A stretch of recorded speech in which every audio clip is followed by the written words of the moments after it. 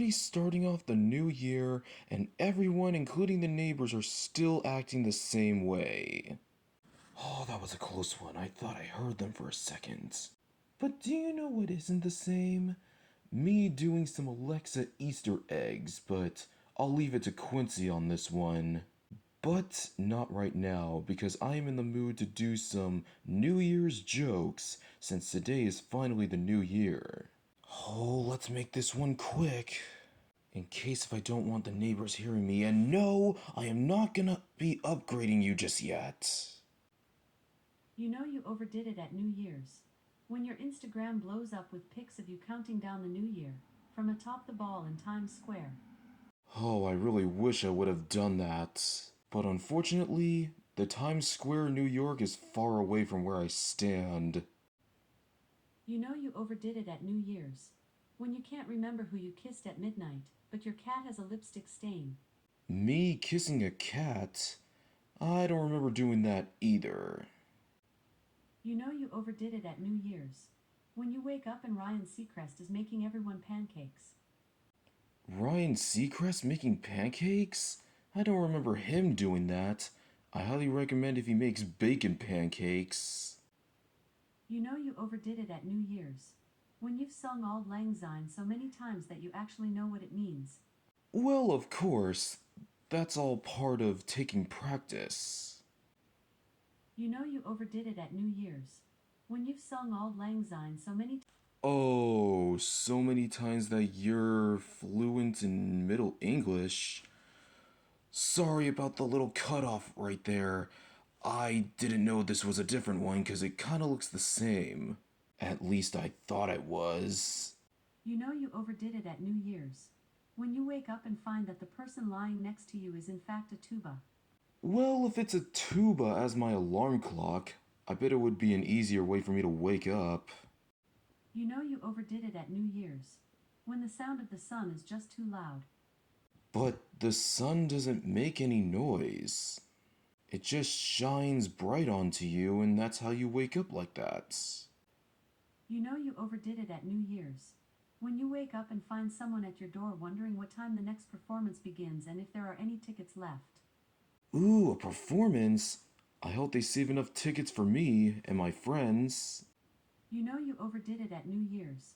When the pounding of your head is mistaken for a seismic event. I don't know what that word seismic actually means, but what does that have anything to do with pounding my head until... You know what? I don't want to explain that. You know you overdid it at New Year's. When the next thing you know, you're filming The Hangover Part 4. I've heard of the movie Hangover before, but I don't remember it having so many sequels.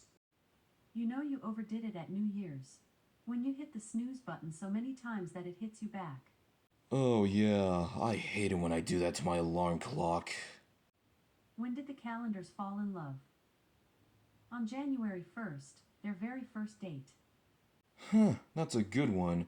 Speaking of that, I recently got a new calendar that I got at my workspace. Here it is right here, the newest calendar. I am very excited to go to the arcade, the movies, going to the Pizza Hut buffet, and having a barbecue party while watching a bike show. Now that sounds very interesting for me. And also making pizza bagels from scratch. Now that I got that out of the way, let's continue. You know you overdid it at New Year's. When the mayor of New York calls the next day to ask the whereabouts of the ball from Times Square. The whereabouts? You mean that it's missing somewhere? I bet anyone like me could find it. Nope, I couldn't find it. Sorry. You know you overdid it at New Year's. When you try to speak the next morning and the only thing that comes out is confetti.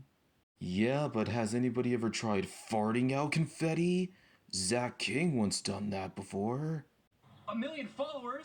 Let's party! Yeah! Ugh. You know you overdid it at New Year's. When your snooze button files a restraining order against your finger. Oh, I thought that was the same one for a second. But anyways, yeah, I bet anyone can do that too. Oh, I meant any snooze button can do that. You know you overdid it at New Year's. When you're still ringing in the new year, on January the 2nd, and the third, and the fourth, and the fifth. I still have my New Year's bell, but I'm not going to be using it now because it's already the middle of the morning and I don't want any of the neighbors waking up when I do that.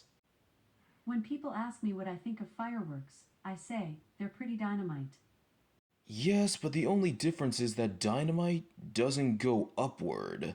They just stay down here and then they explode. You know you overdid it at New Year's.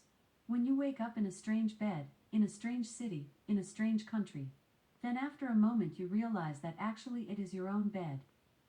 I highly doubt anyone would dream about that. You know you overdid it at New Year's. When the next day you find firework debris under your pillow. Fireworks under my pillow? I hope they're not lit up. You know you overdid it at New Year's. When the next morning your dog brings you a hair of the dog. Did somebody say the hair of the dog? No, Dennis, nobody asked you to be on screen here. Oh, okay. Okay, this is the same one. So that means I think we're done. But hey, I'm very excited for the month of January this year, for all these fun stuff that I'm gonna be doing at my workspace.